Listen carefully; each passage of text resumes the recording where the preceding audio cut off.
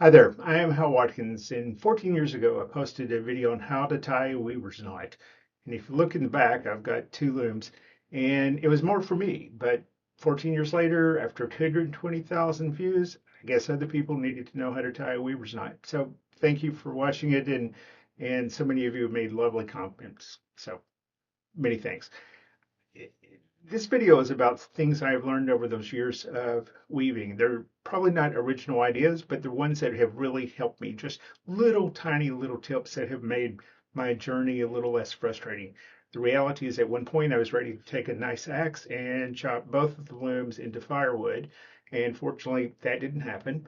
And some of these ones they're quick, they're brief, and maybe you will find one of those that's a benefit to you.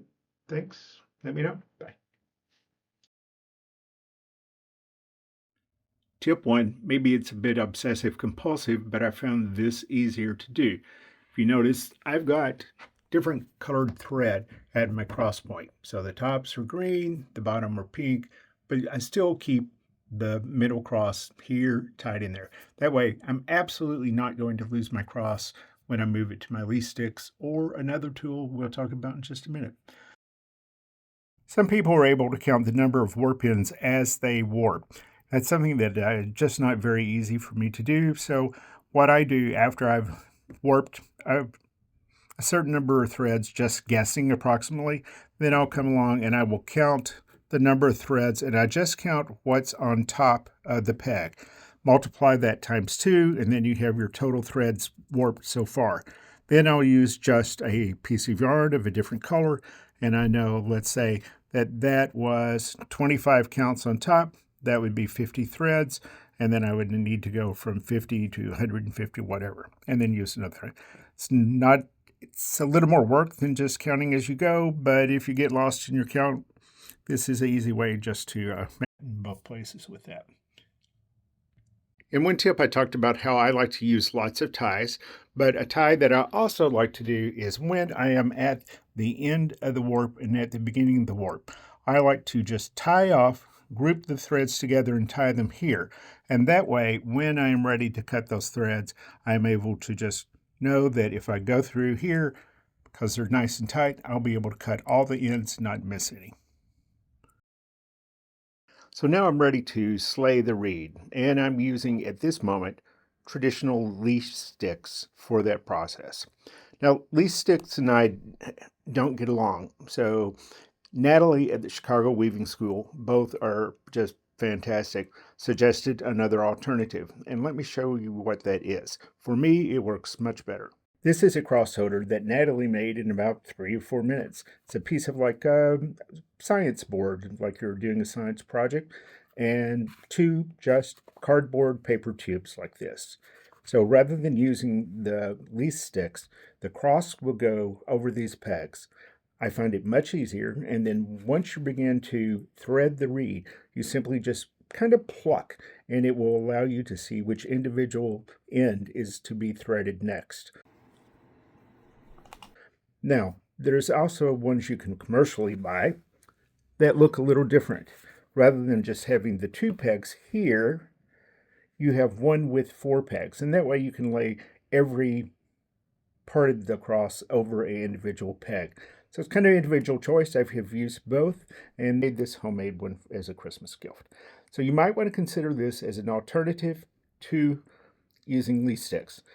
Honestly, leaf sticks, I looked all over YouTube on a YouTube video on how to use leaf sticks more effectively, how not to feel like you're all tangled up in the middle, even though that's the whole point, to not feel that way.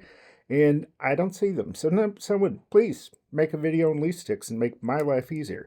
But until then, this is absolutely awesome. Who made Another tool I like to have is a incredibly bright flashlight that allows me to just verify on this side of the reed that I'm working that I have not missed a single thread. That just prevents you from having to reslay and get frustrated and take a lot of time with that. Snacks use bread clips to help you with everything. I use them to help organize the warp threads behind the reed So I've got it connected to my back beam, but then you come to, this kind of mess, and it's like, it's terrifying, right? Natalie at the Chicago Weaving School, I owe so much to her, taught me this method. And so it's tempting is you want to go and rake your hands through it or use a comb or whatever. But the method that has been amazing in terms of how well it works is called the pluck and strum. A few minutes ago, my warp on the going towards the front beam, all of it looked like this.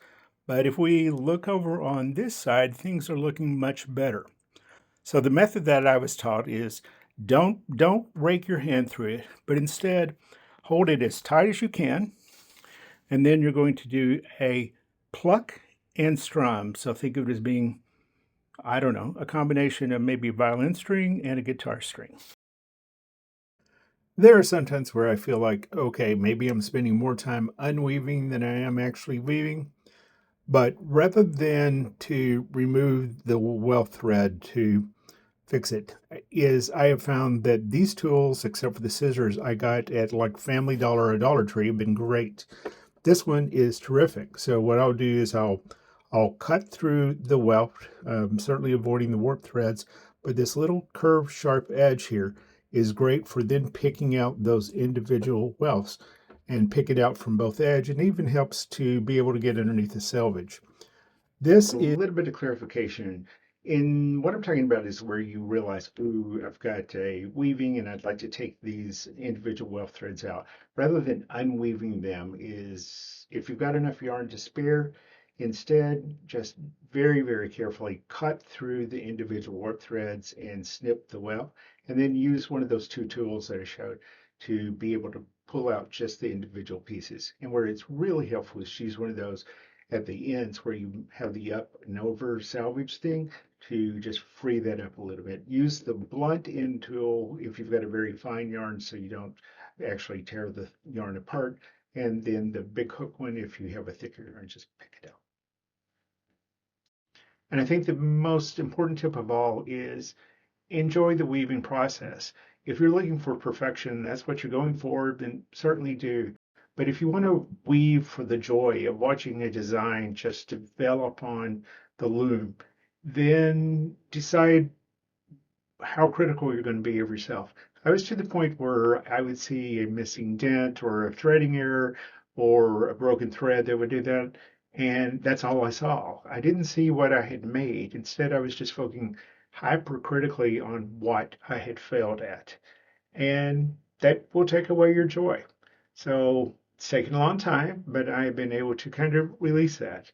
And now I make a scarf. It may not be perfect, but I'm happy with it. I created it.